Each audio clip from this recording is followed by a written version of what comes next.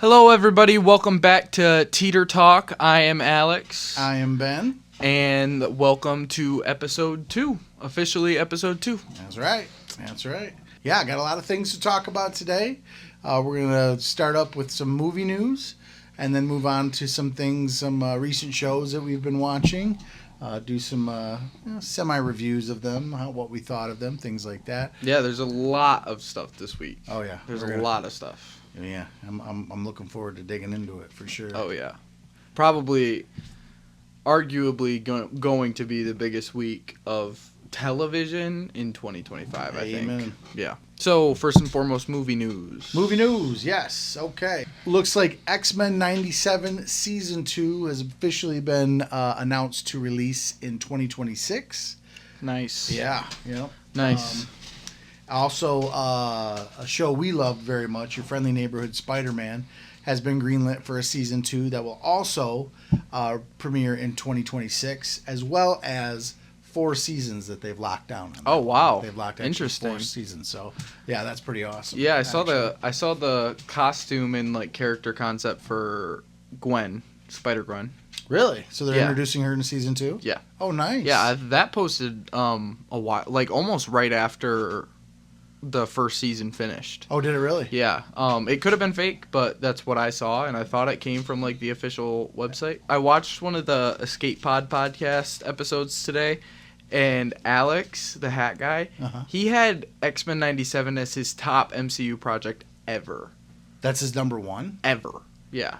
Over Endgame, over Infinity War, over all of them. Wow. Yeah. That's a hot take right there. Yeah. I thought that was interesting too. Yeah. No, I'm not gonna. I mean, hey, to each their own. It's all subjective. And, it was amazing. Like I don't knock him. Like I would probably put it in my own top 10 for full on projects. But I would agree. Number 1. Yeah, that's bold. That's a bold claim right there. Yeah. All right. Next up, we in also Marvel news, Moon Knight Season 2 is not a thing.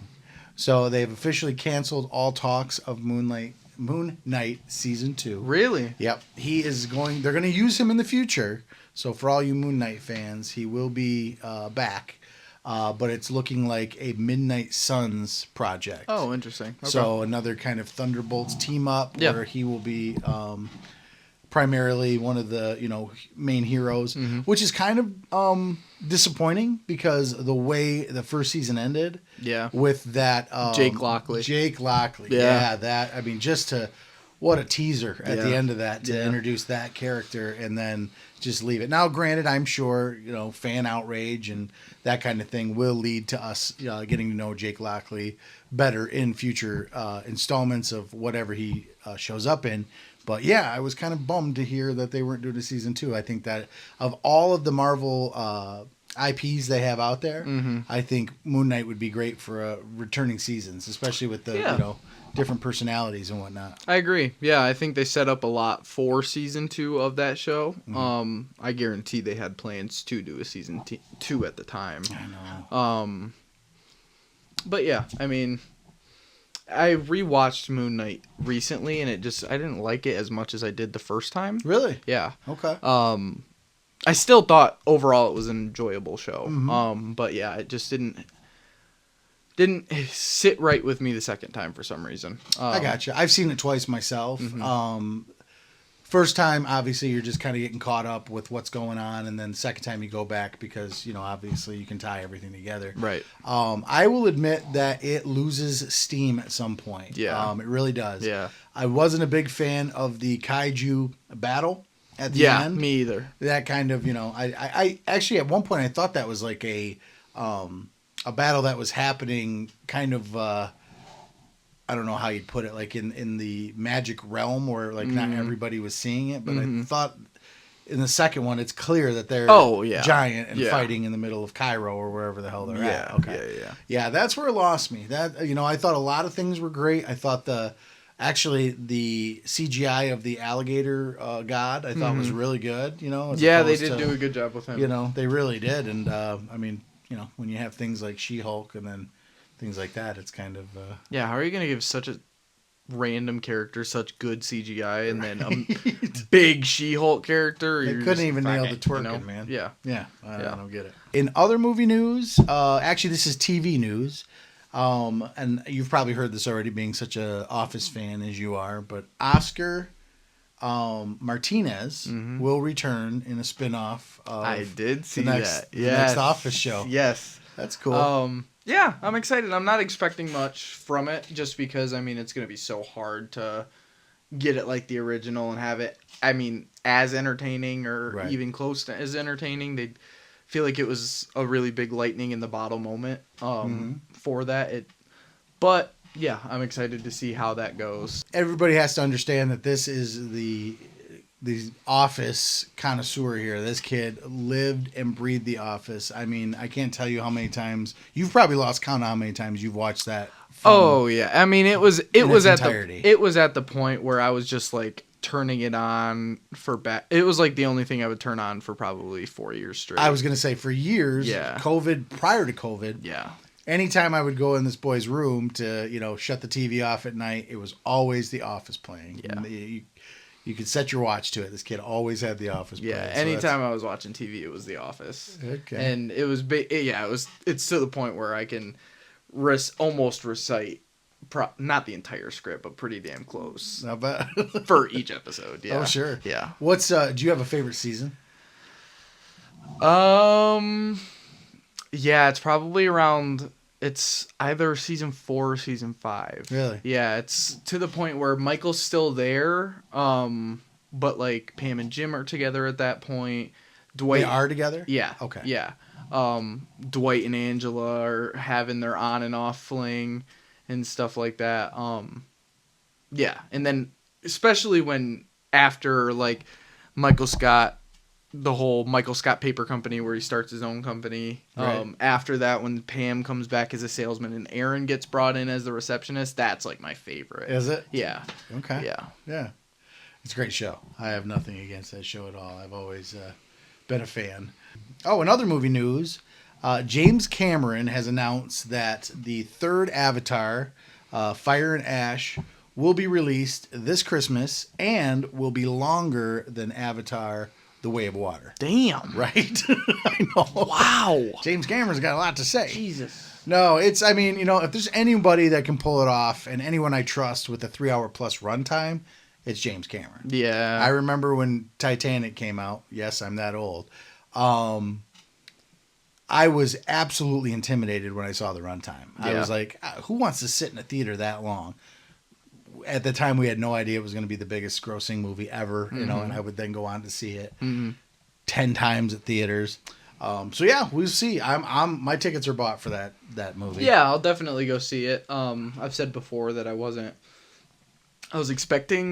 feel like I was expecting more with The Way of Water. I remember you saying that. I don't really know. Maybe I'll have to go back and rewatch it. I would, because I really have to thought, make sure that I'm in line with the microphone. Oh, the mic. Oh, right, gotcha. Yeah. I would recommend it just because I really liked it. I don't know if there's one I like more than the other. When I saw the original Avatar in theaters, that was the first IMAX 3D movie I've seen. Oh, and okay. the technology at the time, I since have yet to see another movie that matched that type of wow factor with the 3D and the IMAX. It was on another level. Like, it was perfected, and obviously leave it up to James Cameron to streamline that. But it was great. So we'll see. Yeah, the next. So I'm looking forward to Fire, and I'm looking forward to a trailer. As soon as that launches, you better believe we'll do a reaction video to it. Oh, for sure. Yeah. So we're looking forward to that one. Big news out of Hollywood is David Arquette is returning for Scream 7, which is, spoilers ahead, probably I would say the only way that's even possible is if it was in a flashback. Yeah. Because if you haven't seen it, and again, spoilers if you haven't, the dude got gutted like a fish. Which one was he? I am not good with names. So David Arquette was Dewey. He was the sheriff. Okay. The old school sheriff with the limp. Yeah, they're bringing him back? Dude got picked up, gutted, then picked up, and then sawed all the way up his sternum. So it's got to be, it's just got to be a a flashback. It has to be. Not only is David Arquette coming back, but Matthew Lillard is coming back as well. He was also Stu, one of the main killers from the first movie. Mm-hmm. And he was rumored to be back in the last one. The last one, yeah, which is doable. You know what I mean? He only had a TV, a tube TV dropped on his head, which should have done the job. But yeah, I mean that's one way you can come back. That's not a definite way of dying. Yeah.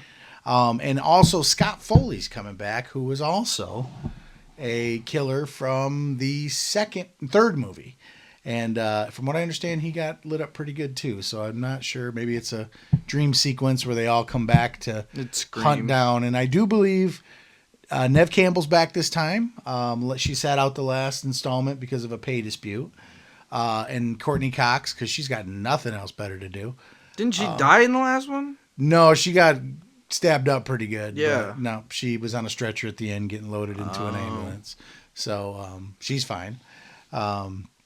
And yeah, so we shall see. I mean, I'm kind of, tired of the whole Scream franchise. Yeah, I'm not super excited about it. You kind of lost me at 2. Like I love the first one. I was there opening night when the first one came out. Yeah. Second one, it had its hype, but ultimately fell flat in regards to, following up the first one. Yeah. And then the third one was just, I felt at that point it was just kind of all downhill from there. When did you say Christmas? No. Oh, I didn't look up the release date of that. Okay. More than likely, probably going to be a Halloween release. Yeah, they usually release them right around. I was going to say Christmas sounded a little strange to me, but that was another one you were talking about. That was Avatar. Avatar's Christmas 2025. Yeah, I mean, if we don't get about to it, then yeah, I'll gladly just wait until it's out on streaming. Yeah, that's not a movie that. Although, you know what's gonna happen. Like people are gonna get stabbed. Like, oh, they brought a shotgun into the last one. Cool. Yeah. Cool. That and the trailers was enough to get me to go. But then I was like, yeah. Once I saw it, it kind of fell flat for me. I in no way felt the last Scream was a tour de force or a Yeah, and without the stardom of Jenna Ortega, right. I mean. And then the other girl she said something political, wasn't it, back in the day? So they didn't cast her again. She was the older sister. Yeah. Something like that. She was in the Abigail movie too. Yeah, so it's gonna have to be somewhat like some whole different story compared to what they've been through. Because I mean, those are the two main characters we've been following. Jenna Ortega in her story the past 3 movies now. Right, and then they kind of transitioned it back to Courtney Cox and now Neve Campbell's back. And from what I understand and what I read on IMDb is that it's going her daughter. Neve Campbell's daughter is going to be the one that's hunted in this one, so that makes perfect sense. So yeah, we'll see. We'll be here for coverage, and we'll probably react to the trailer as well once it comes out and give you our thoughts. So yeah, we shall see about that one.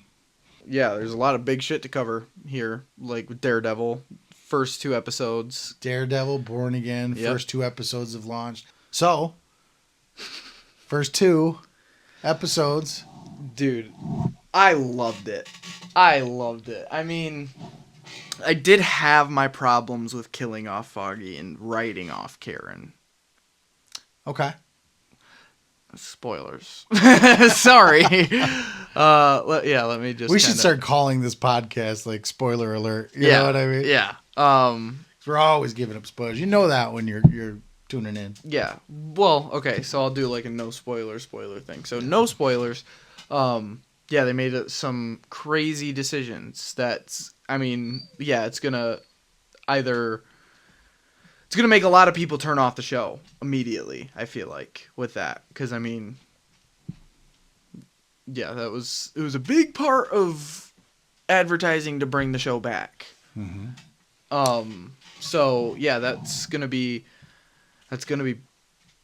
hard to cope with, but I think they did good. Like in my opinion, I think it was overall a good decision. Sure. I thought they handled it beautifully. Yeah, I really did. I did too. I think it hit the emotional impact we needed, and brought us in. I don't know a single jaw. If you are at all familiar with the Daredevil Netflix series, I don't see how you won't be immediately just your jaw hitting the floor. Yeah. I thought they handled it beautifully. I really did. I thought everything.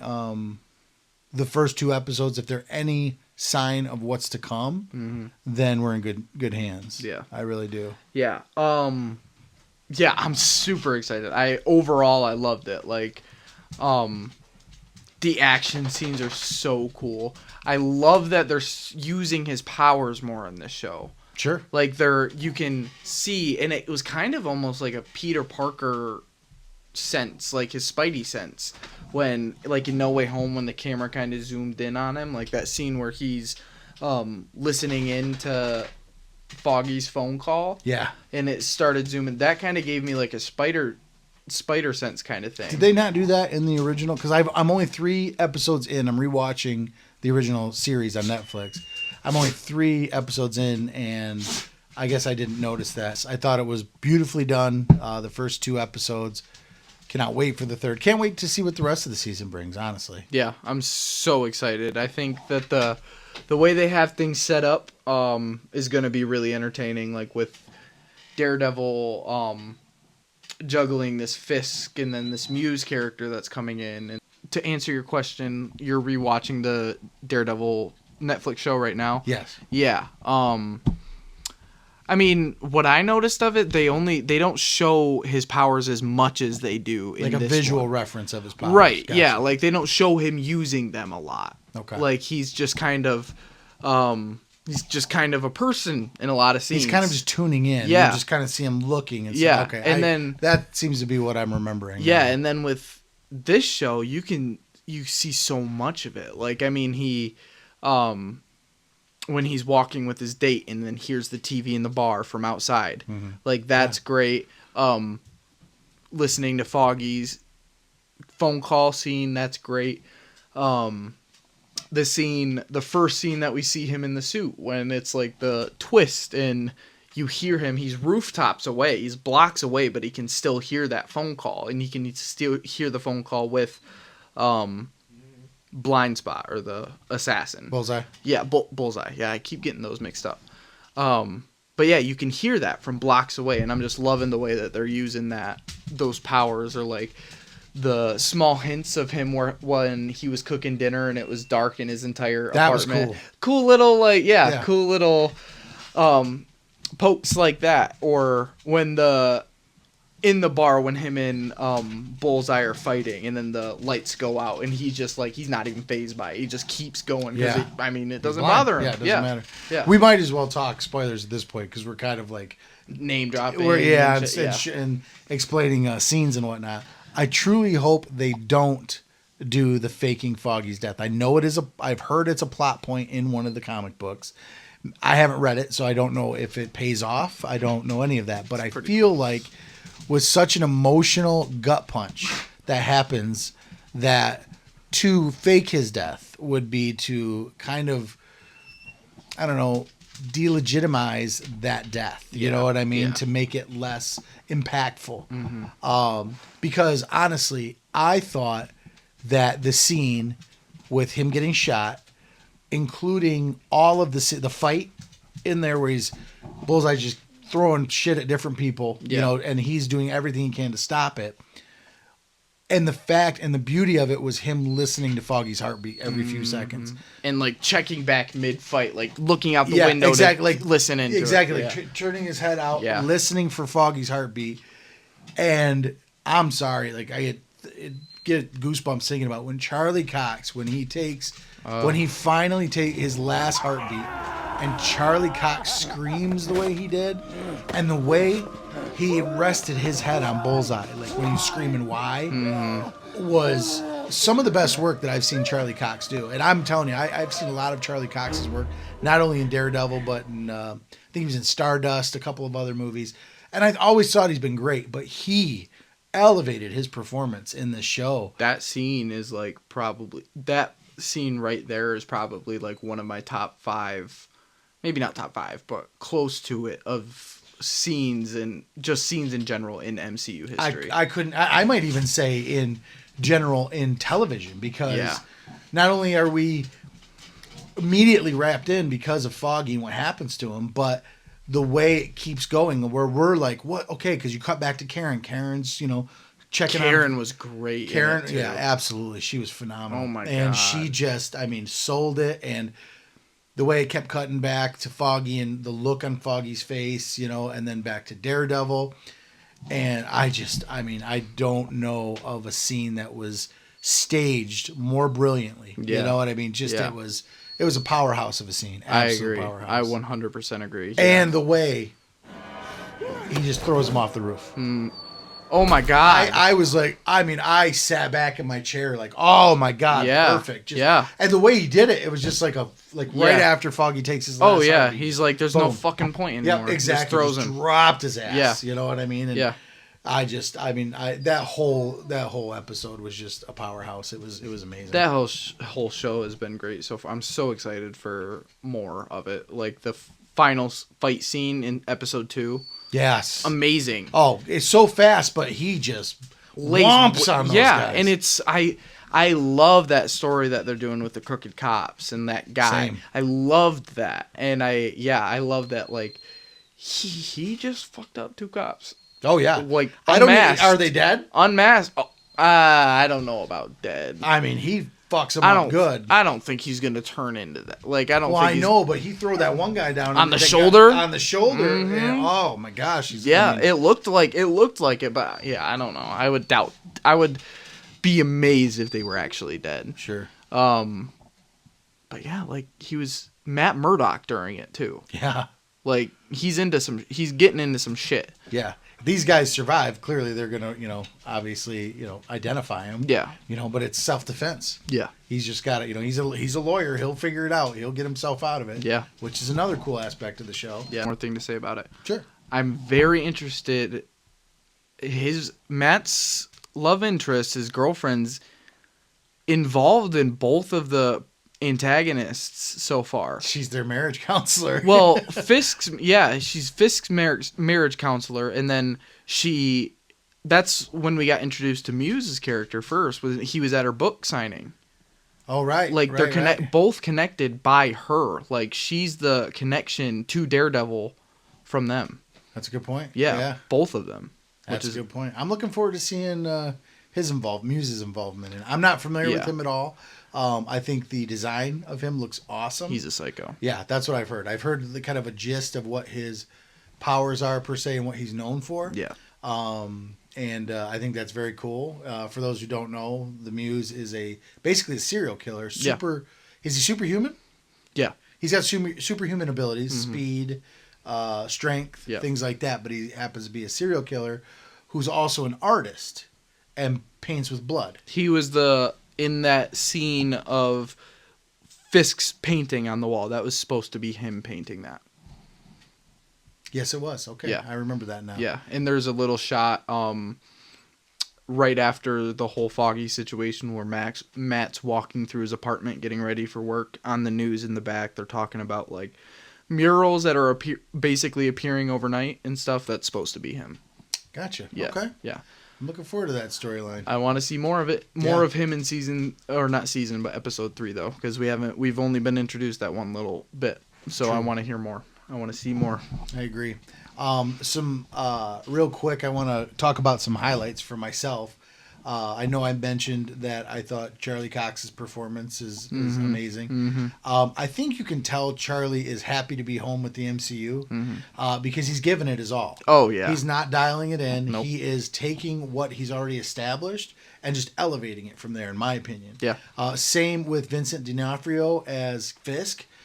I think the two of them are in rare form right now. Like the scene with them in the diner was awesome. Oh yeah, it was so awesome. The suspense of it was the way they had a respect for each other. They were catching up with each other, almost complimenting each other in a way. But then by the end of the conversation, it's like, I got my eyes on you. Yeah. Watch your ass. Yeah. And I just thought the whole thing again that was episode 1. Thought it was brilliantly done. Episode 2, I think, really kind of elevated the stakes, what we're looking at in regards to the rest of the season. Yeah. But I can't say enough good things about Charlie Cox and Vincent D'Onofrio. I think they're great, and I'm really, really looking forward to the rest of the season. Yeah, I can't wait. I totally agree with Charlie Cox and Vincent D'Onofrio. My one thing about Vincent is, like, sometimes I think he does too much with the voice. It's almost got a Bale Batman vibe Yeah. to it, where it's almost comical. Yeah. You know, I agree. Yeah. It's always kind of, Vanessa. yeah, it's just, and in another way, it's almost like, Tom Hardy's Bane. Yeah. You know what I mean? Yeah. Where it's like such a original voice, such an original way of take on someone's voice that it's almost a little jarring at times. Right.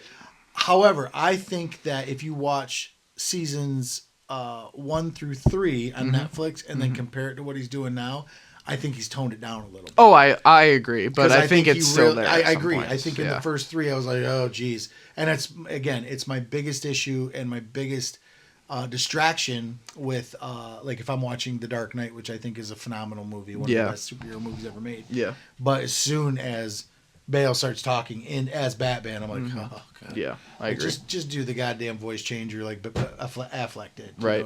So that's all I'll say about that. But great show so far. Great I show. am riveted. So we'll see how she plays out. Yep, I can't wait. I'm super excited. Next up, Invincible.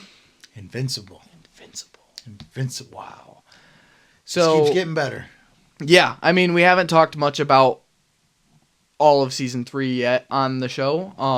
We've only really covered last episode and then this current. We haven't covered. But that's what we're doing right now. Yeah. So it's been a great show so far. This last episode was episode 7, the Invincible War, and yeah, I mean, start to finish, it was just amazing. Yeah. Like action packed all the time. Like it's a pinnacle episode. Emotional. Yeah, I mean. After this next coming episode this Thursday, I'm probably going to be able to say that this is my favorite show of all time. Really? Seriously, yeah. I don't even care. That's a hot ass take right there. Yeah. I mean, the story on it is just insane, and it just keeps getting more and more intense. The one thing that I would like to see more of is Mark needs to stop getting his ass beat at some point.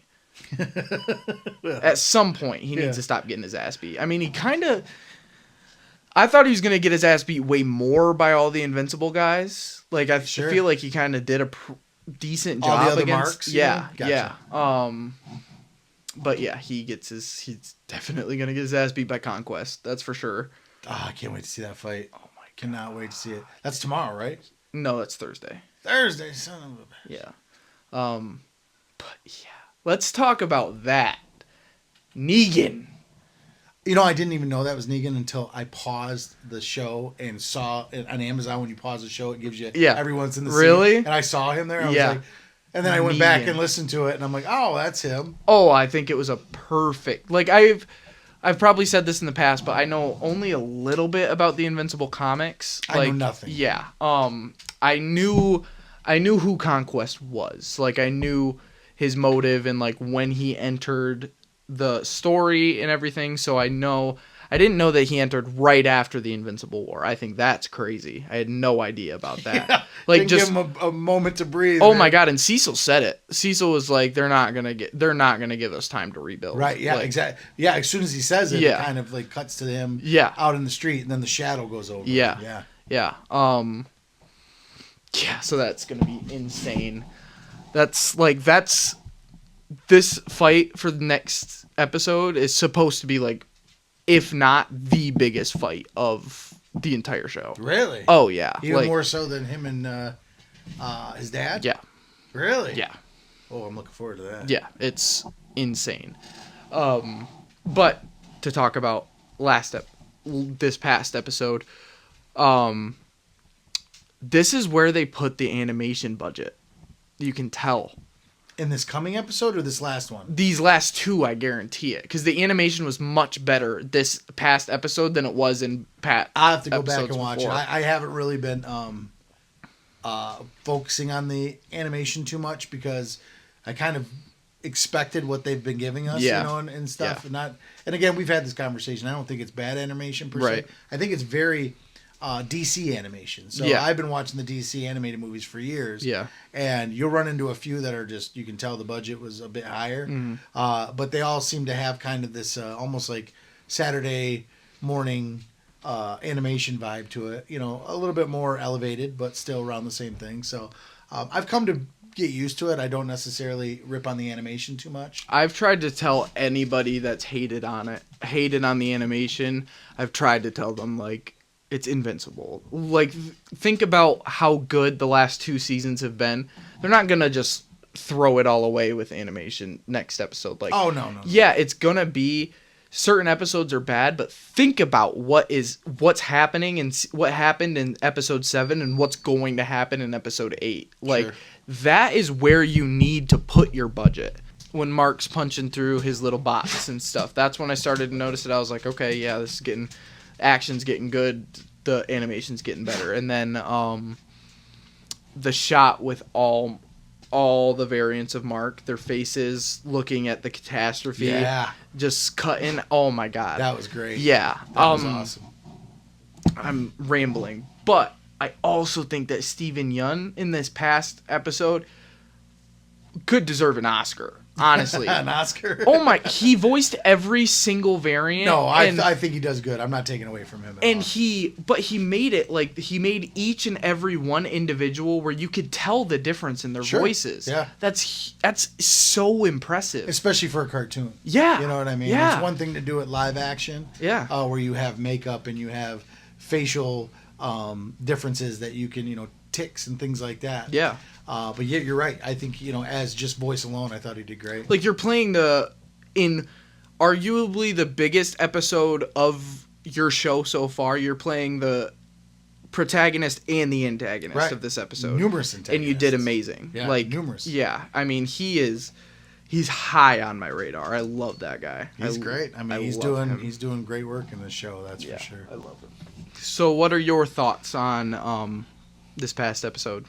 I loved it. I'm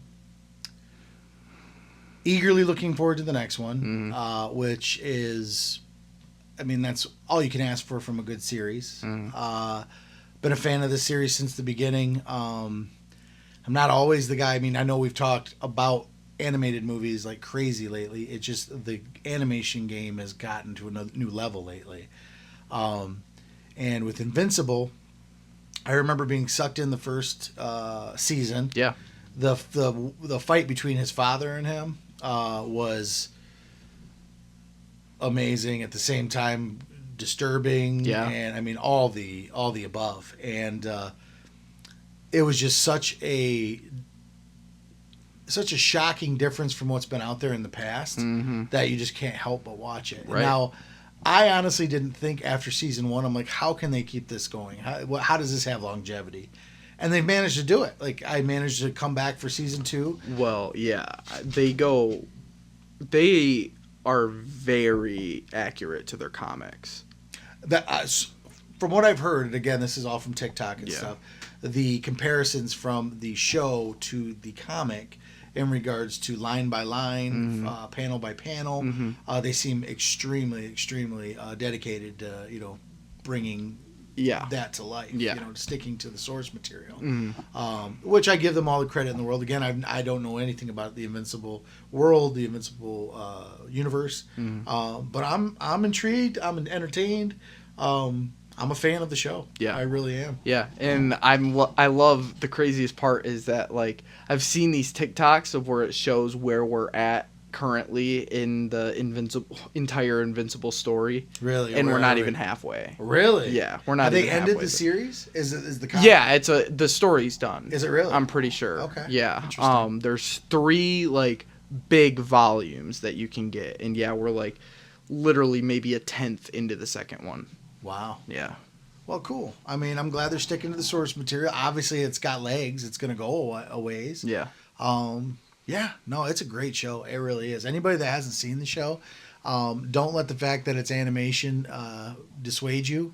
You're doing yourself a disservice if you do. 100%. I have friends that immediately, as soon as something's animated, they just scoff at it. I think that is wildly... you're doing yourself a disservice because movies like Into the Spider-Verse, I mean, we'll go as far back as Pixar films. Now, I understand a lot of people will chalk those up as to kids' movies, right? But you cannot tell me in my generation to yours that these movies haven't been absolute staples in our lives. Oh, absolutely. You can't tell me that you haven't seen Up. Right. And in the first 3 minutes, bawled like a baby. Right. You can't tell me you haven't seen any of the Toy Stories and just thought they were okay. That doesn't happen, except for the last one. Even though it was better than okay, it just, in my opinion, didn't need to happen. So yes, animation as an art form, I think is it's coming to the forefront. Look at the way the anime in the last 20 years, it has its own streaming service.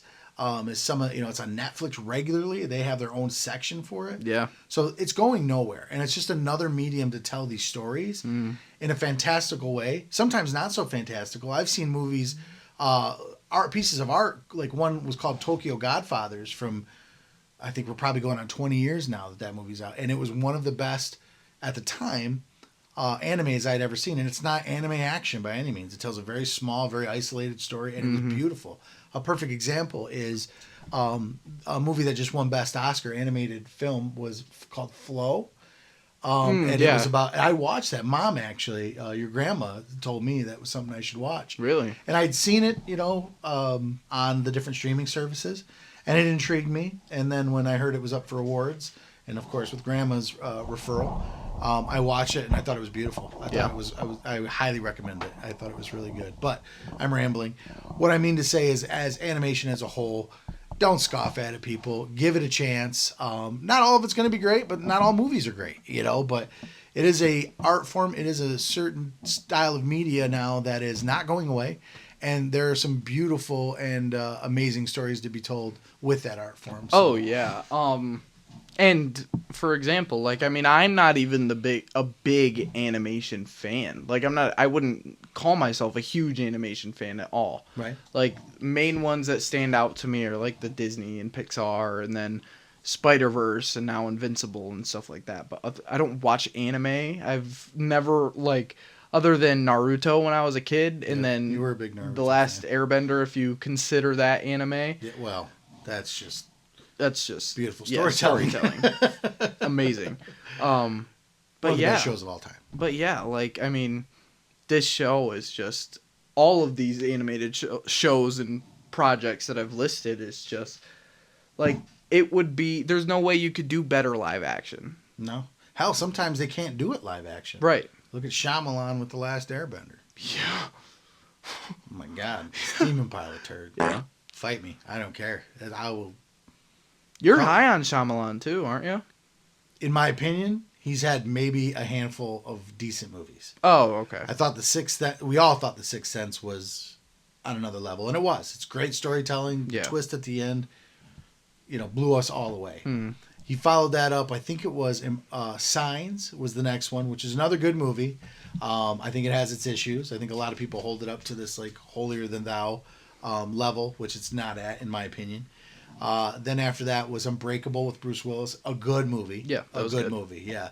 I even liked. Again, so let me go back. He's had a handful of good movies, but when that guy shits the bed, he shits the bed. I mean, it's diarrhea shit. It's everywhere. It's not coming off. Throw that shit in the trash. Yeah. Last Airbender being one of them. I haven't seen Trapped yet, but the fact that he cast his own daughter as the main pop star in the movie. Yeah.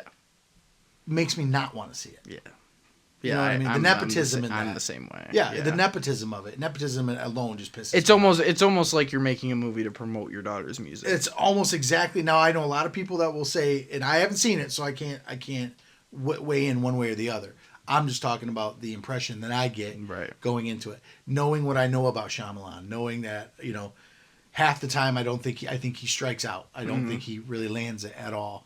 So I'm not willing to invest in a guy that has a worse track record. You know what I mean? So it just doesn't make me eager to see any of his work, his future work. You know, so I gotcha. That's where I stand on Shamalama Ding Dong. Shamalama Ding Dong. Okay, so we were just on Invincible. There's one more thing I do want to add on to that, which is the wreck scene. Rexplode. Rex done exploded. Heartbreaking. I think it was a perfect way for him to go out. I agree. Loved it. I do. I guess I was already, because he didn't he get killed last season? He got shot in the head. He wasn't dead? No. I don't remember. I'll have to go back and watch it. He was still alive when they? Yeah, they were able to save him. They always save people. Yeah. I don't think he's coming back from this one, though.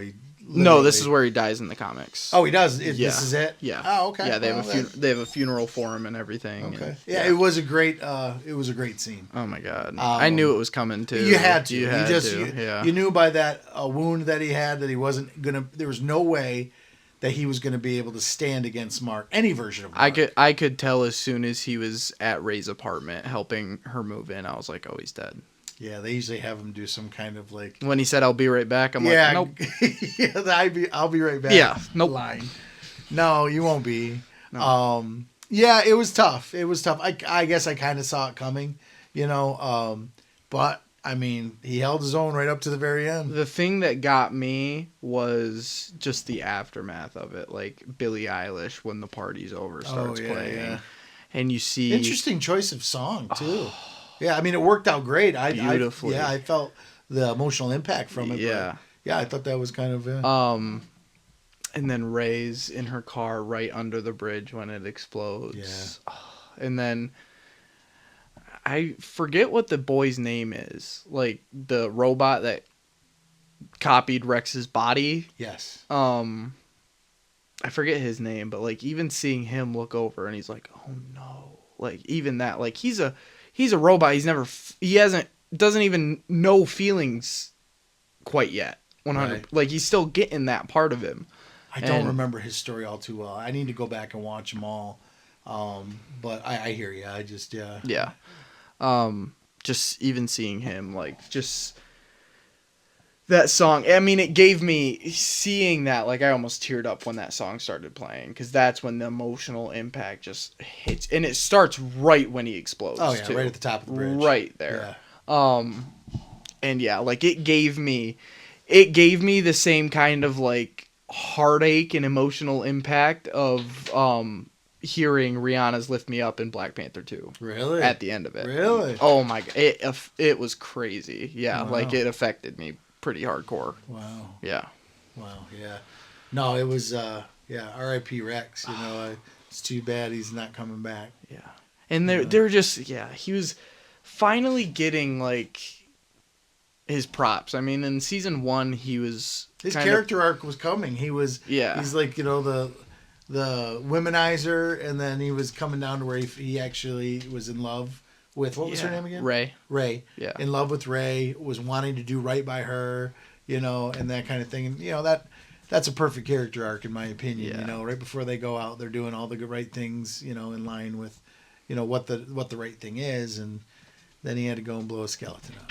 But he did it in such a heroic way. He did. I love him. I love the line and everything from it. I'll love him forever. Yeah, he was a great character. He was. Yeah. I was really impressed. Yeah. Okay, so new trailer just launched for The Last of Us season 2. That'll be coming out first week of April. April, I think 13th. 13th. Okay, so second week of April. Alex and I are huge fans of the franchise, have been since the first game came out. Favorite video game of all time. 2 of the favorite video games of all time. Yep. I'm a huge fan of even the second one. So I am eagerly anticipating this season. Folks who don't know what's coming, you're not ready. You are nowhere near prepared. If a trailer comes on 2 times and it nearly brings me to tears, I'm just, I guess, eagerly anticipating the emotional gut punch that's going to happen. Yeah, that's the biggest thing about it. It's just like the more and more I see clips of Abby in the trailer, and the scars in the trailer, and even Isaac, Abby's boss, in the trailers. Like that just, it solidifies what's coming. Yeah. And there's no denying it. It's inevitable. It's inevitable. Yeah. It's I think we all want a different end result, but I just... Well, my biggest thing is I had some kind of hopes, because they were saying that, like, The Last of Us 2, to put that into a show, was going to take, like, 2-3 seasons. Right. But after seeing this trailer, it looks like majority of the game is in this season. Oh, it looks like they're following it. Yeah. Verbatim. Yeah. Yeah, and that's the most. I kind of had a thought about what they were gonna do. Say it. Maybe they'll end it like towards when Ellie and Tommy and Jesse and all them leave Seattle and go back to Wyoming, and then they come back. Like maybe they put some content in between there and kind of like fill in the gaps of that. Okay.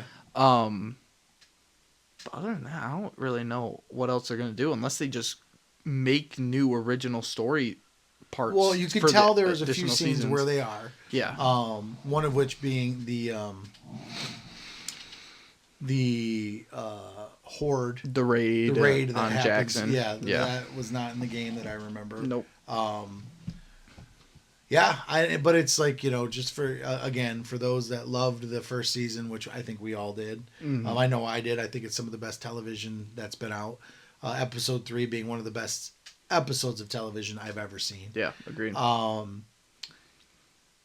Yeah, it's going to be interesting. It is definitely going to be interesting to see where they go this season. I've played The Last of Us 2 over and over. I've played it multiple times. Like, I know that story super well. And seeing how accurate it looked, it just made me so happy. I vividly remember the first time playing the game. So I was at my sister's house. She happened to have a PlayStation 3 at the time. And she insisted I play this game. She's like, you've got to play this game. This game is on another level. I was like, well, hey, you don't have to talk me into it. And so I sat down and only played the first 15 minutes of it, the first 20 minutes. And the gut punch, the emotional gut punch that it leaves you with had me wanting. I think that was the first game we bought as a PS4 when we got the PS4. Yeah. Is I bought Last of Us, and then we played it in its entirety. Yeah. Which, just the entire story, the entire game was amazing. And then the second, they elevated it. Now, I know that the second is a very divisive game for a lot of people based on the storyline. But I don't, for those who've played it all the way through, it's better. I think it's a better game. Based a better story. Yeah. I think it's the way they took the story from the first one and elevated it. Mm-hmm. It's amazing. It's better. It's amazing. 100%. Yeah. They topped it. They truly did. They truly did. I mean, go on, if you're familiar with the games or if you play the games based off this, I recommend going online to YouTube and looking up people's reactions to the game as they're playing it. And another funny story is we had kind of like a full circle moment. We had Amber here for Christmas 2 years ago. She had never played the second game. Yeah. We let her play it, and she was devastated. Yeah. When that part came up, she screamed. She was not ready to handle it. She didn't want to play it anymore. Mm-hmm. She was just absolutely done with it. And I just think that says a lot about the power of that game, the power of the story. Because I mean, it's so much more than a game. Because you take that story and then you make it into a full length or a show, mm-hmm. and it's just as powerful. Mm-hmm. You know what I mean? If not more so. Yeah. And then now that obviously season 2 is coming out, I couldn't be more eager to watch it, and yet more anxious to watch it because of where it's going to go. The way the game hits you with that final scene stuck with me to this day. Oh my God, I can't recite it perfectly, but yeah. It is, again, I just, don't feel people that scoff at video games, they're, again, like animation, they're doing themselves such a disservice by not getting immersed in these things, because they are truly, I mean, they're fun to play. Don't get me wrong. It's why we do it. Right.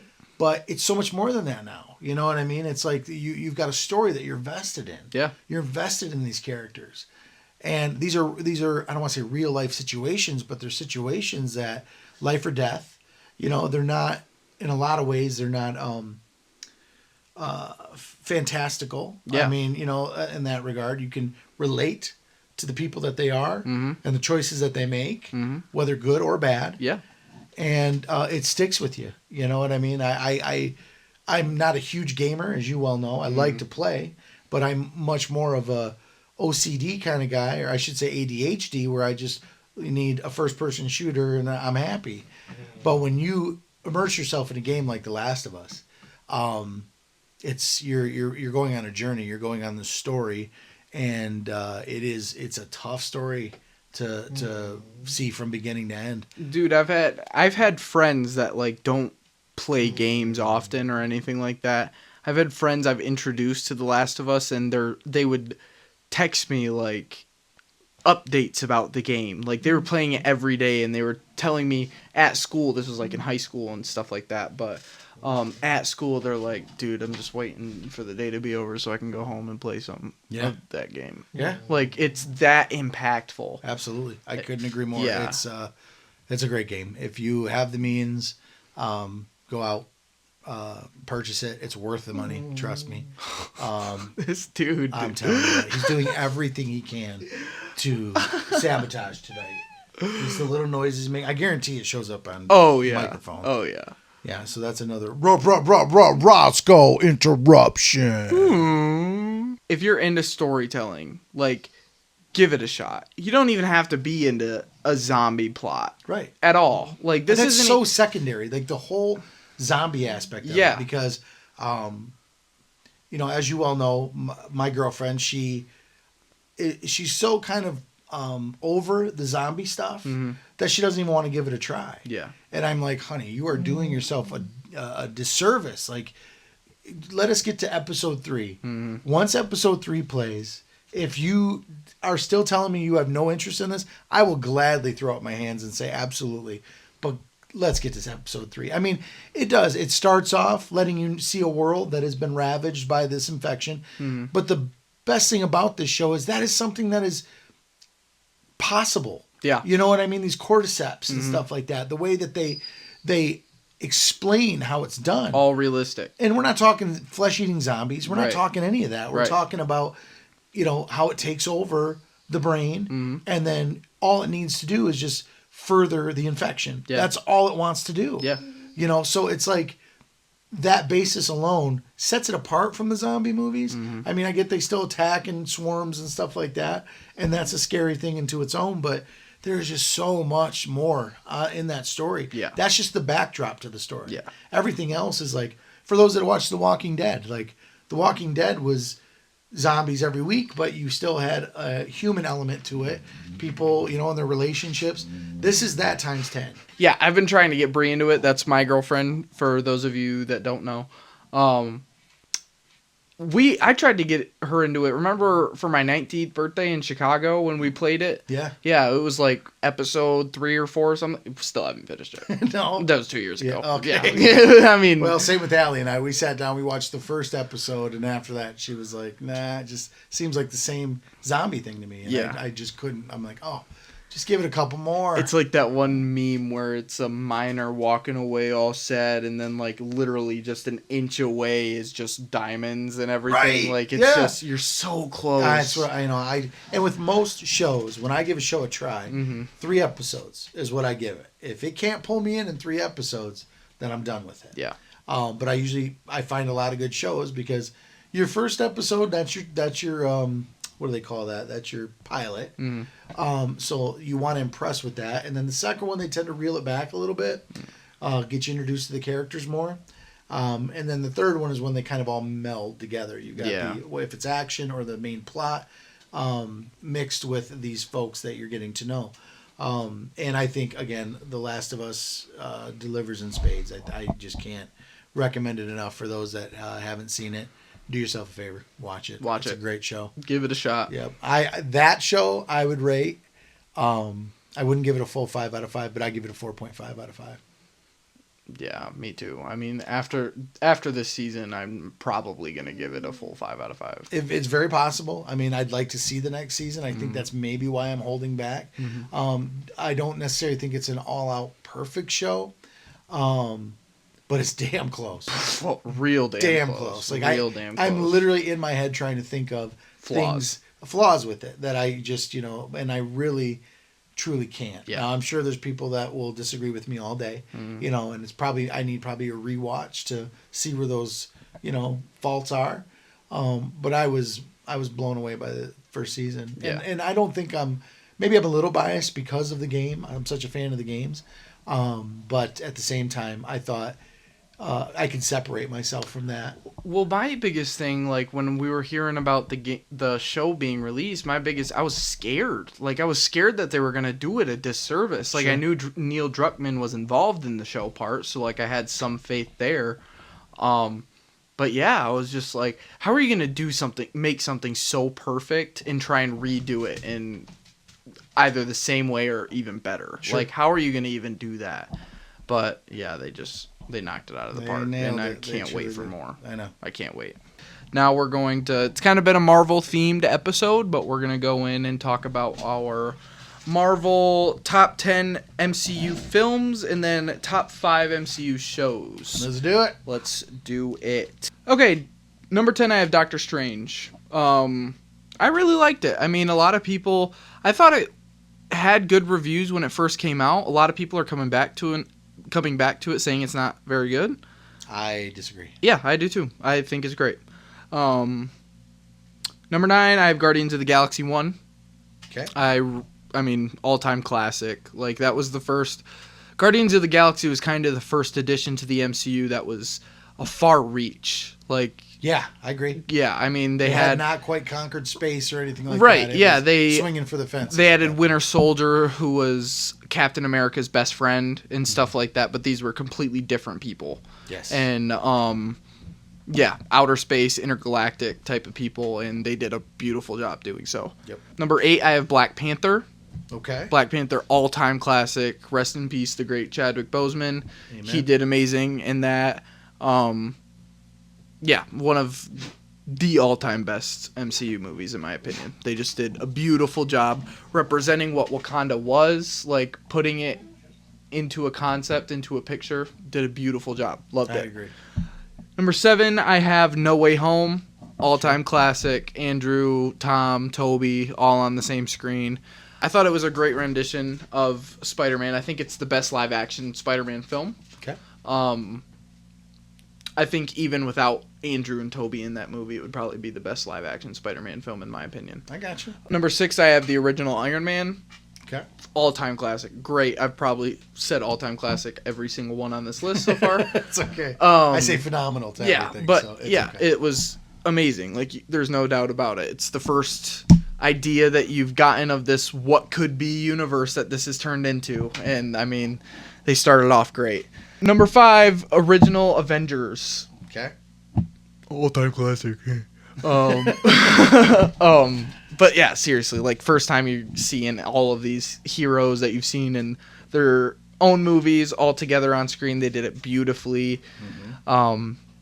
Loki was like the first villain that we've seen in different projects before that, kind of built up his character to the big bad in Avengers, which I thought was great. They did a beautiful job with. His reveal was great at the beginning of that movie. Yeah. I think so. Yeah. I agree. And I mean, they still go back to it all the time too. Like, I mean, Thor Ragnarok, when in the battle arena he does the ragdoll thing to Thor, and then Loki's like, yes, that's how it feels. Loved it. It's beautiful. Yep. Number 4, I have Captain America: Winter Soldier. Okay. Beautiful movie. Probably, I wouldn't say the best, like, overall Marvel movie, like the best made, but I'd say it's up there. Oh, like, for sure. It's a flawless movie almost. Number 3, I have Captain America: Civil War. That's probably my opinion the best Marvel made movie. Sure. Overall. The way that it was made, it's probably the best. Just like, I love the way that they did it with RDJ as the antagonist. That's when they introduced Black Panther and Spider-Man into the MCU. Yes. And I loved the way that Black Panther was an outside source kind of thing. He wasn't on either side. He didn't even care about their agenda. The story alone was that's how it drew you in. Yeah. And didn't feel ham-fisted or force-fed by any means. Right. It happened organically. Yeah. And as did the Black Panther's introduction to everything. Yeah. Number 2, I have Endgame. Endgame, obviously beautiful, like the not best Avengers movie, but pretty damn close. Yeah, it's up there. Yeah, for sure. I think that's probably the best on-screen version of time travel that I've seen. Mm-hmm. Honestly, like with the quantum stuff, I think that was brilliant. Gotcha. It made sense. Like they didn't do something where I thought was like, oh, that might fuck with time a little bit, and they're not talking about it. Yeah, I thought everything was explained beautifully. I love the Russo brothers. Yeah. Number 1, I have Infinity War. Infinity War number 1? Oh, yeah. I mean, just the ending, like, the ending still affects, like, that's basically Wanda's villain story, is that the ending of that movie. Yeah, with her loss of vision. I mean, Not vision, but vision. That's what causes her to start Westview. Yes. Is that whole thing, and then I mean, Westview just made a turn for the worse, and then she was Multiverse of Madness crazy. Right. But yeah, I mean, I loved everything about that movie. I loved the Wakanda. The Wakanda fight is probably my favorite fight in Marvel at all. Oh yeah, other than Endgame with Cap getting Mjolnir. Yeah. Thor coming on the battlefield in Infinity War was one of the best crowd-pleasing scenes I've ever seen. Oh yeah, and then when Bruce Banner just says what everybody's thinking, "Oh, you're screwed now!" Like it's just beautiful. Anyways, yeah, that's my top 10. So top 10 MCUs. All right. Well, my top 10 MCU movies. Again, I don't know if nope, they are in order. Okay.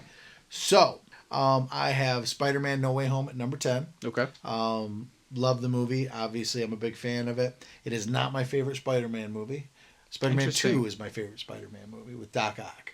Ah, okay. Love that movie. It just I thought it took the original Spider-Man and elevated everything. I thought the effects got better. The action scenes got better. That will always remain. I think probably I still think the best Spider-Man movies are Spider-Verse movies for sure. But live action, it's Spider-Man 2. No Way Home is a close second. And then Spider-Man and so on and so forth.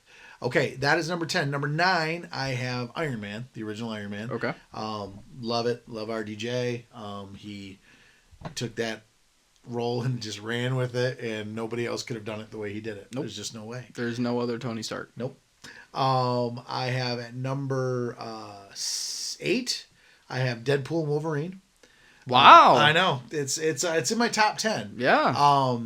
I always talk about the way a movie makes you feel when you watch it. Mm-hmm. And that movie enters my top 10 because of, in the first 5 minutes, how I was dying laughing. I loved how they pissed on everything. Logan, how they kind of did that. Mm-hmm. Intentionally did that. I love. A little disappointed with the whole Ryan Reynolds things that's going on right now. That's kind of revealing the character of Ryan Reynolds, but I'm able to sometimes remove the art from the artist. Mm-hmm. And I still think... What stuff? Oh, with the whole Blake Lively thing that's going on, and it turns out he's the one that's been... everything leads back to him in regards to this whole thing. Like, oh, really? Yeah, I mean, we'll talk more about it. I can fill you in on it. We can even do our own whole podcast on it, but it's very disheartening to hear. Next up is Doctor Strange. So funny. Oh, wow. Okay. I had Doctor Strange at number 7. I still think it's a great movie. Visually, I think it's amazing. Mm-hmm. Number 6, I have The Avengers. Okay. Classic movie. I remember taking you and my nieces to it, and everybody just absolutely loving it. Next up, at number 5, right? Number 5, 4, 3, yep. Number 5 is Black Panther. Okay. I am a huge Black Panther fan. Over the first Avengers. Yeah. Wow. It is. I think it has more to do with the legacy that Chadwick left behind. Sure. For that movie to be such, for him to play such a pivotal role in the MCU and such an important character in the MCU, I think speaks volumes to his legacy. Yeah. I really do. Yeah. Next up, and these I think are in most people's top 4, is Civil War. Yep. Love it. Can't say enough good things about it. Then at number 3 we have Winter Soldier. Okay.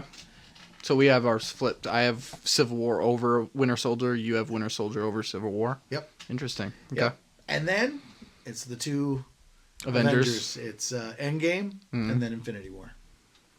Infinity War 1. Being number 1. Yeah. Yeah. Infinity War was I remember going to see the theater and just the reaction, and then of course the same thing with Endgame. I mean, when that Mjolnir gets lifted off the ground and just the absolute frenzy that everybody was in, and then again when on your left when the strange portals opened, another like oh my god, and then of course Spider-Man swinging out and everything, and you're just like oh yeah, there he is. It just a phenomenal movie. It was great, and that clearly my favorite word is phenomenal. That was Endgame. All of that that you said was Endgame. Did I say Infinity War? I thought that's what you're talking about. I meant Endgame. Okay. What I was saying is Infinity War had such great scenes, but then again, Endgame. I gotcha. Some very very pivotal scenes like that. I'm back. I'm back with it. Yep, and so that is my top 10 MCU films. There we go. Yeah. Okay, moving on to top 5 MCU shows. At number 5, I have Hawkeye. Okay. Huge fan of Hawkeye. Loved everything that had to do with Kate Bishop. I thought all of the involvement. I thought Kingpin's story was pretty good in that. And I liked the involvement with the Pym arrows and stuff like that. That was cool. Yeah, small little nods to different heroes in the universe, and I loved it. Number 4, I have Moon Knight. Okay. Really liked Moon Knight. Like I said, I was watching it. I rewatched it. Recently, wasn't as big of a fan, but still in my top 5. Mm-hmm. Yeah, just biggest thing that got me was how interesting of a character he is. Yeah, absolutely. That was one of my, like, I didn't even really, his journey and his hero stuff didn't even really impress me as much as the character. Right. Itself. Multiple personalities. Yeah. That whole thing. That's ingenious. Yeah, that whole thing I was so intrigued by. What would happen if someone that suffered with multi-personality disorder suddenly, came in contact with something, is the Avatar of the Moon, right? I think an amazing premise, honestly. Yeah. Number 3, I have Agatha All Along. Okay. What a surprise that show was. Wasn't it? Oh man? My god. I love the introduction to Wiccan. Sure. Oh my god. Like, Wiccan is such an interesting character to me just because of how powerful he is. Mm-hmm. Like, he's prophesized as well as Wanda. Like, in Wundagore, in Multiverse of Madness, there was a statue of him as well. Really? Yeah. Yeah. There was a statue of, right next to her big statue on the right, there's a statue of him as well. Really? Yeah. I did not notice the that. whole thing is a prophecy. Oh, wow. Yeah. Okay. So I'm really excited to see what he does with it. Like, we've already seen, I mean, he's powerful enough to put his dead soul into another body. Right. Like, that's huge. Yeah. So I'm really excited to see where he goes with it. And he's only 16 and doing hexes like Wanda was. Right. Oh my god. Yeah. Number 2, I have Loki. Yeah, great show overall. Like, the ending of Loki, that's another one of my probably top 5 scenes in the MCU ever. Gave me chills. Oh my god. Talking about the last scene of season 2. Yeah, right? Yeah. Just everything. Like, I clapped when it was over. Like, as he's walking there with the strands. Yeah. The timelines in his hand. I there's not often I'll clap for something, and I just was like, best character arc in the whole universe. Just the perfect way to end that show. Yeah. And number 1, I have WandaVision. I'm a huge Wanda fan. I don't know if you can really see from the camera angles, but we do have a Wanda Maximoff pop figure. Funko bobblehead. Yeah, she's one of my favorite characters in the MCU right now. She's one of my favorite characters in Marvel. That show was just amazing. I mean, start to finish, just how different it was with the sitcoms and how well they did with that. Yeah, and it was like the first introduction to Marvel TV, too. That was one of the first projects. That was the first project when COVID came out. Yeah, that was it. Yeah. So they started it off with a bang, and like there's the final battle against Agatha in that. Beautiful. Like that's a lot of people have problems with. They do, which I don't understand. Yeah. They have problems, but I thought it was great. I did like too. 100%. I don't think you could have really done better. Right. Honestly, with that kind of story, I love the color in it too. Like a lot of people complain about Marvel projects not being colorful, being too gray at some areas. Like that's why a lot of people like Ragnarok is because of how colorful it is compared to other projects. Sure. Yeah, that whole final battle and the whole scene, like once you get away from the black and white episodes, the color really pops. It like does. Everything on that is just your eyes just focus on it. You can't help it. In fact, I think the first episode of WandaVision is my least favorite of the show. Yeah. I like that you're immersed in it right away. It takes a minute to explain what's going on. Mm-hmm. You know what I mean? Which I can appreciate the visual aesthetic that they went with. But by episode 2, 3, you see it, you know exactly what's going on. Yeah. You know why they chose that particular style. And then at that point, you're off to the races. You know what I mean? It's like, and I couldn't agree more. Yeah, and I just think the whole thing was brilliant. That throughout the show, like it's called WandaVision, so you think they're gonna go through like this big regular superhero battle kind of thing, and then you kind of realize that halfway throughout the show that Wanda's the bad guy. Right. Like that's the coolest thing to me is that she's at the very beginning you think she's the good guy 100%, right. But then like more and more as it goes through you realize you see her unravel. Yeah. Oh yeah. And Elizabeth Olsen I'll give all the props to in the world. Like I think she does Wanda so well. She's a great actress. Oh my god. Her in Love and Death too was amazing. Yeah, I love that show. Yeah, I watched that. Yeah, that was I good. Introduced Bree to that, and did you really? She's all over it. Oh yeah, that was a great show. Yeah, that really was. Yeah, that's my list. WandaVision #1. Top 5 MCU shows. Top 5 MCU shows. Okay, let's hear it. All right. Well, I think people are going to start getting frustrated by us because we seem to have the same top 10, top 5. Oh, do we really? Oh my gosh, yeah. So all right. So starting with my top 5, and this is in order. I have Moon Knight. Okay. I was very enthralled by Moon Knight. I've been an Oscar Isaac fan for many years. Mm-hmm. I loved it. Was another one of those perfect casting decisions when I heard they were hiring him for. I don't know much about Moonlight, or didn't at the time. Mm-hmm. I knew the visuals from it and always thought it was kind of a cool looking hero. Yeah. And then when they said Oscar Isaac and I found out more about him being a, having multiple personalities, I was like, well, who better to play it? And he proved it. You know, he was great in the role, and I know we talked earlier about him having a future in the MCU. Yeah, maybe not in a season 2, which I find is disappointing because I really think that character fully fleshed out would take an entire season. I think they would do well. I think what you do is you just go back to the drawing board. You take what was established. You get all new writers. You get all new directors. Keep Oscar Isaac. Let him. I don't know if he executive produced anything from the first season. But the man's talented, so let him have some input. That's his character that he's making. And let's go to, I'd love to see a season 2. I'm more interested in seeing that character go forward in the MCU, though. I really would. See what kind of power he can bring to the crew. Absolutely. Number 4 is Loki. Love me some Loki. Yep.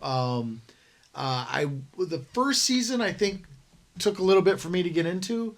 I've since watched it again, and I really am a fan of it. I do think at some point it starts to drag a little bit. I think the momentum of it kind of slows down a little bit. Same with season 2. I think there's a lot of things in season 2 that are, not fully fleshed out. A lot of like talk and stuff like that leaves me shaking and scratching my head. Like what, But overall, I think, especially the way it ended, that it was a beautiful conclusion to an anti-hero that we have all come to love. Yeah. You know what I mean? Yeah. And all grown really, really attached to. Number 3 is Hawkeye. Wow. I loved Hawkeye. I really did. I will die on that hill. Mm-hmm. I thought, and I'm not usually the biggest Jeremy Renner fan. Mm-hmm. Like I think he does good as Hawkeye, but Hawkeye is Hawkeye. It's a guy with bow and arrow. But like you said, I like the way they introduced the Pym arrows and things like that. I loved that it was set around Christmas. Yeah. I loved Haley Steinfeld. Is it Steinfeld or Seinfeld? Steinfeld, I think. Steinfeld? Okay. Yeah. I loved her. I thought her It's as Alan Kate. now. What's that? It's Alan now. Oh, that's right. She got married, didn't she? Josh Allen. She could have done so much better. Fuck the Bills! Amen. But anyhow, I thought she was great. And then I thought Yelena was a welcome addition to the cast. Oh, I love the two of them together. You know, I thought they were great. You know? Yeah. So yeah, I put Hawkeye up there. They give me kind of the same vibe, Yelena and Kate. I'd love to see him in another project. Like together. their banter their jokes back and forth just kind of like felt like the same vibe. Like they were both sarcastic in ways and stuff like that. Exactly. Yeah. I mean, just the whole scene where they first meet up, is just really enjoyable. You want mac and cheese? Yeah. Or when she throws a bottle, she catches. Yeah. She's like, hot sauce. Yeah, hot sauce. Yeah. Hi. Yeah. Oh, anyhow, love her. Love the whole show. Number 2 is Agatha All Along. 2? 2. Damn, 2. son. Yep. Okay. All the way up to number 2. Wow. I was so blown away and impressed by that show, and I didn't expect to be. I honestly, from the as soon as you told me Agatha had a show from WandaVision, it was almost like Echo. I'm like, why? Me too. Here's the thing. I love Kathryn Hahn. I think she's a great actress. I love her in just about everything. She's one of my favorite things about Step Brothers. But she owned that role. Yeah. Now, it wasn't just her, though. Obviously, the introduction of Wiccan. Every single one of the actresses in it held their own. I mean, and then the way the story unfolded and the way it was directed. I don't remember which episode it was that I told you that I thought was one of the most beautiful and stylistic episodes. Yeah, it was the one Lydia where... Called the Ruse episode. Yes, exactly. I thought that was a work of art. I truly did. I thought it was great. And when you can, and here's the thing, you and I both have our feelings about the season finale. Yeah. You remember we were sitting there and we were quiet about it and we sat back and we're like, what'd you think? And we were both underwhelmed overall about the season finale. It still managed to get a number 2 on my spot, even with that season finale. Wow. So I was a big fan of that show. I really was. And then number 1, you and I are on the same page, WandaVision. Did you have WandaVision as number 1? Yeah. WandaVision, number 1. Again, it took me, I've watched the series 2 times now. And I love it. I do. I think it's a great story on how she's unraveling and becoming a villain, all from grief. Yeah. You know what I mean? She can't handle it, and so she turns into a villain. I'd love to see what happens to her in the future. I'd love to see a complete arc continue with her. Did you see the comic stuff that's supposed to be canon to the 616 MCU universe? I don't think so. There's a comic where Spider-Gwen's going through the TVA and Wanda's like incubated at the TVA. Oh, I did see a artistic a panel of that. Yep. Yeah, I did. Yeah. Okay. It was out of context, so all it was her was basically frozen. Yeah. In the same outfit she was in when she was last seen in Doctor Strange, but no, they'd be doing themselves and all of us a disservice if they did not continue her story. Well, they've already announced that that's not her. Like she's not in that. That's the comic. Is separate to what? Yeah, that's not is? MCU's Wanda. Gotcha, okay. Yeah, so like it's not MCU canon. Right. Gotcha. So we still don't know where Wanda's at this point in the MCU, but I doubt she's dead. No. She's way too powerful, I think, to die. And she was planned to be like a big part in Doomsday at first when I was hearing about it, and she was supposed to be a big part in Kang Dynasty as well. I think Feige is a smart man and knows, like yourself, you love her. Yeah. And I think she is a huge, huge draw to the MCU. Yeah. I think we're all surprised that she became such a staple in the MCU. I'm not. You're not? No, I was. I didn't really know of her. I kind of knew, but I'll be honest with you. When I saw Ultron, And I thought they were going to try and go the mutant route with them, with her and Quicksilver at the end. Yeah. But the way the story played out in future films, I loved. I thought they landed it, with her, and I think she's going to be that was my biggest surprise of introducing them into the MCU and not doing like the Magneto's kids route. Right. That was the biggest thing to me. I was like, wow, yeah, that's a big part of their story. I mean, huge part of their story. Even I who don't really read comics. Yeah. I knew that was Magneto's children. Yeah. And I thought for sure that was going to be included somehow. And many X-Men movies have come out since then with Magneto in there. Well, yeah. I mean, in my opinion, there's no doubt that Wanda's still here, just because even after her apparent death, there's still planned projects about her family and like her group of people. Sure. Like Wiccan. with Agatha and then this Vision quest that's coming out next year and stuff like that. Like Speed is in the Young Avengers, and that's Tommy. And he hasn't even been found yet. Like there's still so much to her side of the story where there's no way she's fully dead. Like there's no way. I mean, there's going to be a scene one day where Elizabeth Olsen's Wanda Maximoff is introduced to Joe Locke as Wiccan, and whoever Tommy is cast to be. Like, I think that's probably coming up in the next phase, I would imagine. I want to say it could be Doomsday or Secret Wars. Yeah. Like, I think I sent you a message about this, like about how I think Doom can kind of be using Wanda for this whole thing, like because he's all about draining power from powerful beings, so he could be wanting her power since she had the Darkhold last, and he knows about the Darkhold. He knows about all that dark magic. Okay. So yeah, maybe he could be using her to try and help create Battleworld or something like that, in promise for her children. There you go. Because he knows they exist. Right. Yeah. Interesting. Yeah. But yeah. So those are our lists. That's our top 10 and top 5 for this week. Yeah. As always, thank you guys for watching. We're so excited to be doing this. Seriously. I mean, all I can think about throughout the week is next time we're going to be able to film and talk about all the new shit that's been going down. So I'm loving doing this. Can't wait to keep it up. Yeah.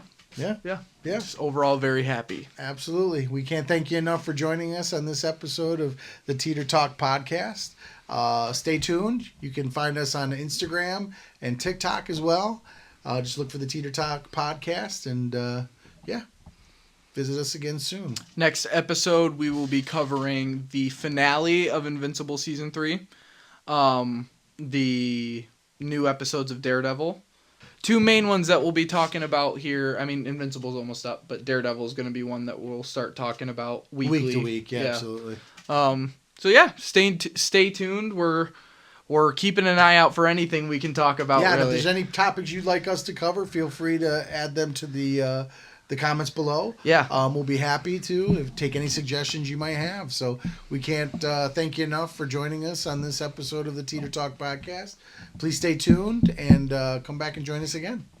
Appreciate it. See you guys.